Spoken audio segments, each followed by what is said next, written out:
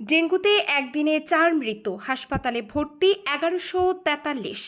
রোববার ২৬ অক্টোবর স্বাস্থ্য অধিদপ্তরের হেলথ ইমার্জেন্সি অপারেশন সেন্টার ও কন্ট্রোল রুম থেকে পাঠানো এক সংবাদ বিজ্ঞপ্তিতে এসব তথ্য জানানো হয়। এতে বলা হয় ২৪ ঘন্টায় নতুন করে হাসপাতালে ভর্তি হয়েছেন ১১৪৩ জন। এর মধ্যে বরিশাল বিভাগে ১৮৬ জন, চট্টগ্রাম বিভাগে ১২১ জন, ঢাকা বিভাগের সিটি কর্পোরেশনের বাহিরে রয়েছে ২৮২ জন, ঢাকা উত্তর সিটিতে ১৬৫ জন, ঢাকা দক্ষিণ সিটিতে ১৫৪ জন, খুলনা বিভাগে ৬৫ জন, ময়মনসিংহ বিভাগে ৫৬ জন, রাজশাহী বিভাগে ৫৬ জন, রংপুর বিভাগে ৫০ জন এবং সিলেট বিভাগে ৮ জন ভর্তি হয়েছেন। এদিকে গত একদিনে সারা দেশে ১,০৫১ জন ডেঙ্গু রোগী হাসপাতাল থেকে ছাড়পত্র পেয়েছেন। এ নিয়ে চলতি বছর ছাড়পত্র পেয়েছেন ৬২,৪৪৪ জন।